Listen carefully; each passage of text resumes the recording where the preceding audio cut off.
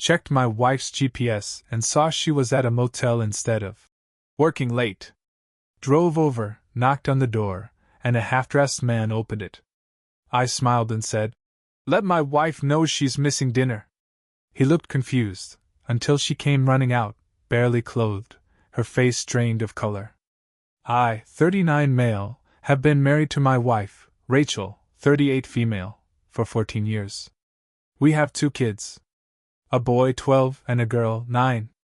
We live in a suburb outside of St. Louis. Nothing fancy. I'm a mechanic, run my own small auto shop. She works in admin for a law firm downtown. Our life's been okay.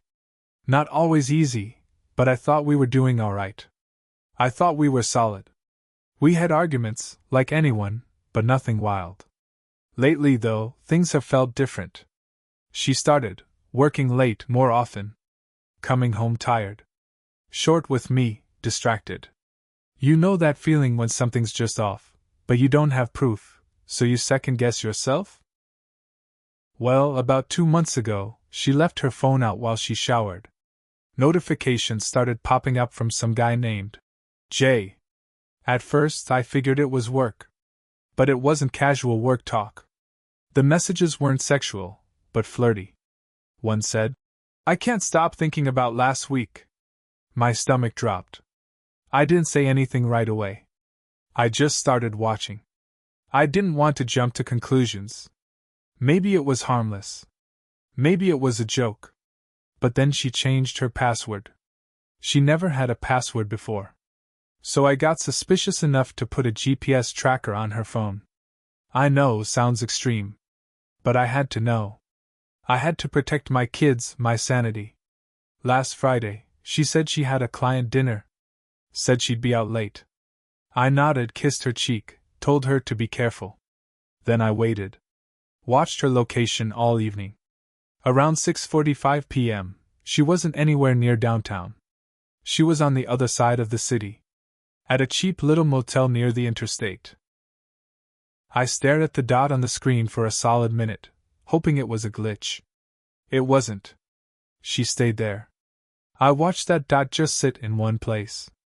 My hands were shaking. I didn't even think. I got in the truck and drove out there. It was a 38-minute drive. I counted every second. My chest felt like it was on fire the whole time. I parked a block away. Didn't want her to see the truck. Walked up to the motel on foot. It was grimy. Flickering neon sign. Doors that opened to the parking lot. I checked the GPS again. Unit 204. I walked up, took a breath, and knocked. A man opened it. Shirtless. Jeans only halfway zipped. Probably late 40s, maybe early 50s. Balding. Out of shape. He had that confused look people get when they answer a knock they weren't expecting. I just smiled, looked him dead in the eye, and said, "Let my wife know she's missing dinner." At first, he didn't get it.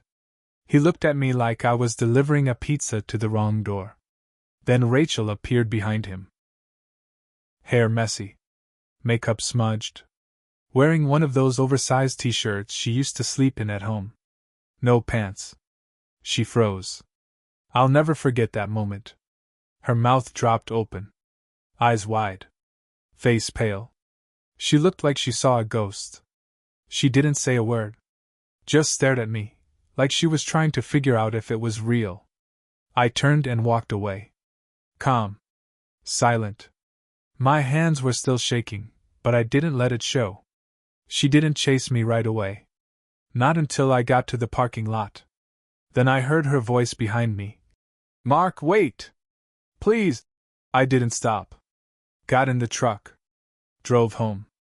I sat in the driveway for 15 minutes before I could go inside. My kids were eating mac and cheese on the couch, watching TV. They smiled when they saw me. That crushed me harder than anything. I haven't told them anything yet. I don't even know what to say. That night, she didn't come home. Sent me a text around 1:30 a.m. "We need to talk. I'm so sorry. It's not what you think. Not what I think." I saw what I saw. She came back the next day. Tried to cry. Tried to tell me it was a mistake. That she was confused. That she loved me, but was lonely. That the guy was just someone she met through a friend. She admitted it had been going on for 4 months. Said they'd only been physical a few times. Said it wasn't serious. Like that makes it better. I didn't yell.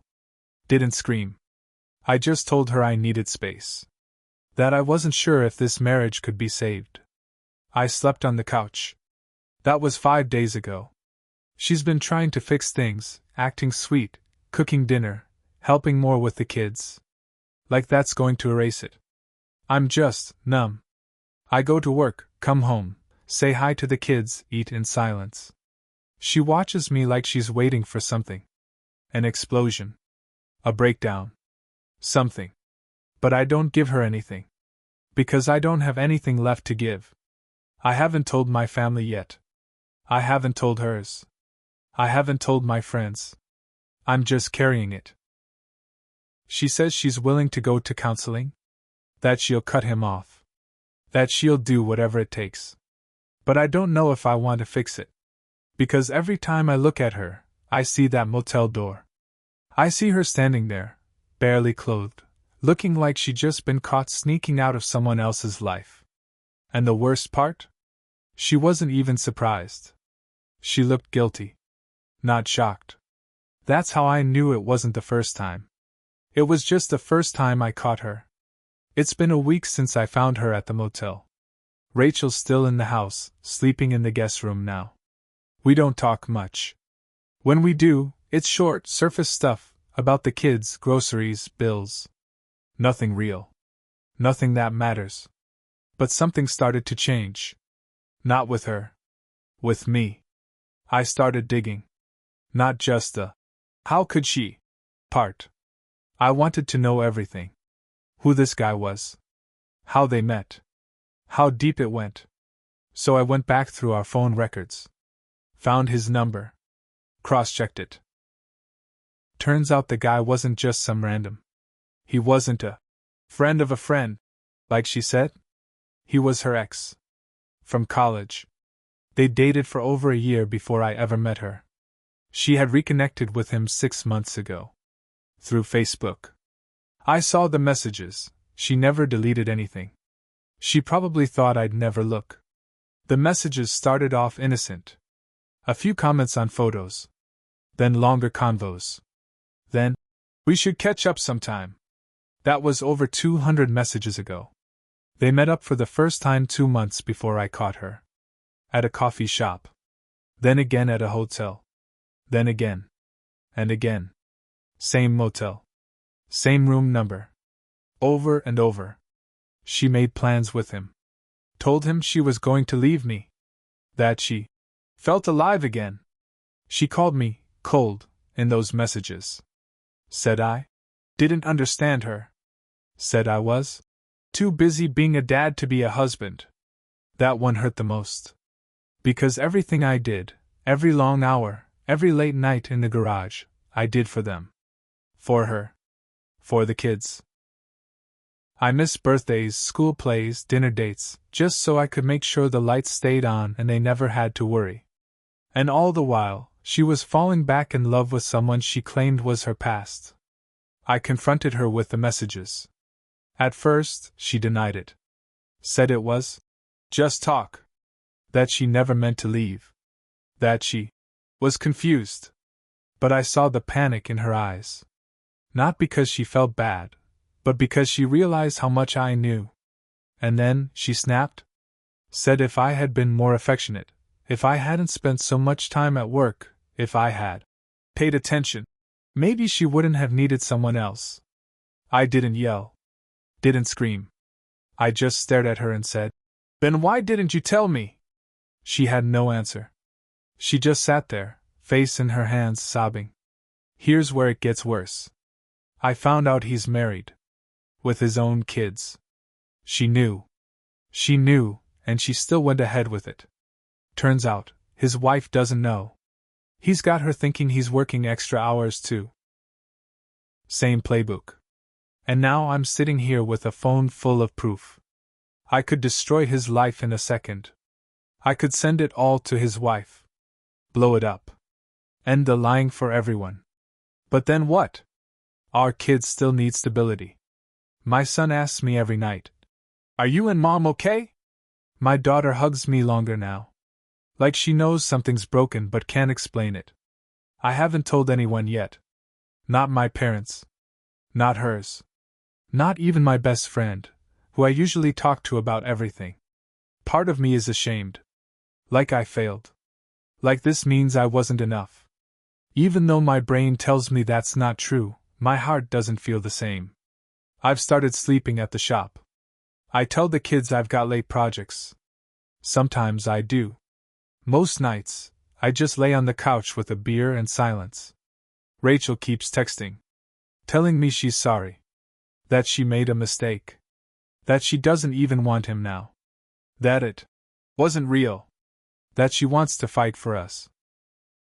But then, just yesterday, I checked her phone again. She blocked him, on text. But not on Facebook. She's still watching his stories. He's still liking her posts. She hasn't deleted a thing. It doesn't feel over. Not for her. Not for him. And maybe not for me either. But not in the way she wants. Because now I want to know what he has that I don't. So I messaged him. From a fake account. Just testing the waters. I said, "Hey man, I think we have something in common." He replied within minutes. Said, "Who's this?" I haven't answered yet. But I might. Because I want to see how deep this rabbit hole goes. Because if she thought she could lie to me for months, keep our kids in the dark, and string both our lives along while pretending it was a phase, then maybe she doesn't know me as well as she thinks. And if he thinks he can keep playing house on two fronts, well, we'll see. I left the message unread for 2 days. Just sat on it. Stared at it every time I opened that fake Facebook account. His reply, "Who's this?" stayed at the top of the screen like it was waiting to explode. On the 3rd day, I answered. I said, "Let's just say I know Rachel too." He didn't reply right away. But 4 hours later, I got a response. "Do I know you?" I waited. Thought about how far I wanted to take this. Then I typed, "We've never met. But I think we should." He left me on read. I thought that was it. Maybe he figured it out. Maybe he got spooked. But the next day, I got a message. Name the place. That's when I realized, this guy didn't know who I was. Not really. He didn't know I was her husband. He probably thought I was some other guy she was playing. Which, honestly, says a lot. So I picked a bar halfway across town. Neutral ground. Public enough that nobody could pull anything. He showed up. Same guy. Balding. A little shorter than I remembered. Looked tired. Nervous. We sat in the corner booth. He ordered a beer. I just stared at him for a second before I said, "You really don't recognize me, do you?" He shook his head. "Should I?" I pulled out my phone, showed him the picture from Rachel's Facebook, our family Christmas photo. The one with me, her, the kids, and our dog in matching sweaters. His face drained of color. He put his drink down and leaned back like I'd just hit him. "You're..." I nodded. "Her husband." He didn't say anything for a long minute. Just stared at the photo like it might change if he blinked enough. Then he said something I wasn't expecting. "I thought she was already separated." I laughed. Loud. I couldn't help it. "Is that what she told you?" He nodded. "She said you were getting a divorce? That you hadn't lived together in months. She told me the kids stayed with her, and you were barely around. She said it was basically over." That's when it hit me. This guy thought he was the good guy. Thought he was helping her through a rough time. Thought he was stepping in after I'd stepped out. I told him everything. About the GPS. The motel. The messages. The lies. He just sat there, shaking his head, rubbing his temples like he was trying to wake up from a dream. I have a wife, he finally said. 2 daughters. 11 and 7. Jesus Christ. Then another twist. He looked me dead in the eye and said, "She told me you cheated on her." I nearly choked. "She said you had an affair 2 years ago. That you broke her trust. That's why she started talking to me again." I couldn't believe it. Not only was she cheating, she was rewriting history to justify it. I've never cheated on Rachel. Never even came close. The closest thing I ever did was have a few beers after work with some coworkers once. One of them was a woman. She was in the middle of a messy divorce. Rachel knew. She made a scene about it that night when I came home, but we moved on. Apparently she didn't. Apparently she used that as her story. I thanked the guy for his honesty. I didn't blame him. Not anymore. He was just another person caught in Rachel's web. Before we parted ways, I asked him one last question. "Are you going to tell your wife?" He looked me in the eyes, dead serious. "I don't know. But I probably should." I left that bar with more weight than I came in with. When I got home, Rachel was in the kitchen, making dinner like nothing had happened. Like we were still just playing house. I looked at her differently now. Because now I knew she wasn't just a liar. She was a storyteller. A manipulator. She didn't just cheat. She built a new version of reality to excuse it. Told different lies to different people, hoping none of us would ever meet. But we did. And the cracks are starting to show. That night, I checked her phone again. Found a draft message she hadn't sent yet. To his wife. She was going to come clean, for him. Not for me. Not for our kids. But because she was afraid he would beat her to it. That's when I realized something else. She's not sorry. She's just scared. Scared of losing the control she built up. Scared that the mask she's worn for so long is starting to slip. And the worst part? She still hasn't told the truth, not to me, not to him, and not to herself. But it's all about to come crashing down. Because I'm not playing her game anymore. The next few days felt like walking through fog. Rachel acted normal, too normal. Helping with homework, asking if I wanted coffee, leaving little notes on the counter like she used to. But I didn't bite. I couldn't pretend. I slept at the shop again Thursday night. Sat on the couch, beer in hand, staring at the ceiling fan spinning like it could explain everything. That's when I got the message. From a number I didn't recognize. It was her. His wife. She wrote, "Hi. I don't know you, but I think we need to talk. My husband told me everything." My heart dropped. We exchanged numbers and talked the next day. Her name was Valerie. Sweet voice, tired tone. Like someone who hadn't slept in a while. She confirmed everything I already knew, and added things I didn't. Rachel had messaged her before I even met with the guy. Tried to warn her that her husband was unstable. Claimed he was obsessed, and had made everything up. Valerie wasn't sure who to believe at first, until he showed her the messages. All of them. And now, she wanted to confront Rachel. Not in secret. Not with text messages. In person. I didn't want to do it. At first. But something inside me snapped. A part of me that needed to see it, needed Rachel to be exposed outside of the little world she'd manipulated. So I told Valerie she could come over that Saturday. Said I'd take the kids to my parents for the day. Rachel had no idea. She was sitting in the living room folding laundry when the knock came. She opened the door. And there was Valerie. Holding a stack of printed screenshots.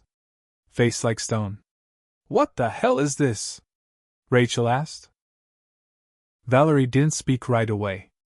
Just walked in, calm as anything, and placed the papers on the kitchen table. "I think you know," she said. I stepped in from the hallway. Rachel's eyes darted from me to her. Back to me. "What's going on?" "I know about you and Jake," Valerie said. Rachel laughed. That nervous, deflecting laugh she used when she was cornered. "I don't know what he told you. He told me everything, Valerie snapped. And showed me this, she said, pointing at the messages. And that's when it happened. Rachel lost it. She slammed her hand on the table. You don't know what I've been through. You don't know what it's like to be invisible in your own marriage. To feel like a ghost. Valerie didn't flinch. I didn't either. Rachel turned to me next. And you set this up? You bring her here like I'm some criminal? I stayed quiet. She kept going. You want a show? Fine. You want the truth? I never stopped talking to him. I couldn't. Because he listened. Because he made me feel wanted. And yeah, maybe I lied, maybe I went too far. But you were never there, Mark. You lived in that damn garage. You made me feel like I was just part of the furniture. Valerie spoke next. Quiet. Deadly calm. And what about my daughters? You think you didn't break them too? That shut Rachel up. She stood there, shaking. I'd never seen her like that before. Not angry. Just emptied out. Then she sat down at the table. Started crying. Big, ugly sobs that didn't stop for 10 minutes. No one said anything. When she finally spoke again, it was barely a whisper. I didn't mean for any of this to happen. But it did. And now, there was no going back. Valerie left. Didn't slam the door. Just walked out like a storm had passed, and she was in the eye of it. Rachel and I didn't speak for the rest of the day. The kids came home that night. I tucked them in. Kissed their foreheads. Pretended nothing had happened. But something had. The next morning, I told Rachel I wanted a separation. She didn't argue. She just nodded. A week later, she moved in with her sister across town. We agreed on a shared schedule for the kids. I didn't file for divorce right away. I didn't know if I could yet. I needed time to breathe. To think. To just exist without trying to keep everything from falling apart. People found out. Her parents. Mine. Friends. Most were shocked. Some weren't. A few asked if we were trying to work it out. But I wasn't sure I wanted to. Because how do you rebuild trust with someone who burned it down deliberately? Rachel sent a long email a few days ago. Said she started therapy. Said she was sorry. Said she hoped one day I could forgive her. I haven't replied. I probably will. Just, not yet. Not until I can look at her face without seeing that motel room door. Or the kids' faces that night when I came home with a fake smile, pretending everything was okay.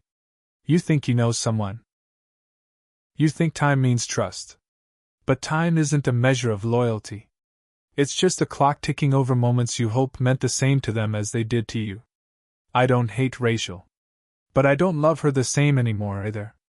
I don't know what happens next. Maybe I'll rebuild. Maybe I'll stay single for a while. Maybe one day, we'll sit in the same room without it feeling like a funeral. But for now, I'm just trying to breathe. And for the first time in a long time, it actually feels like my life again.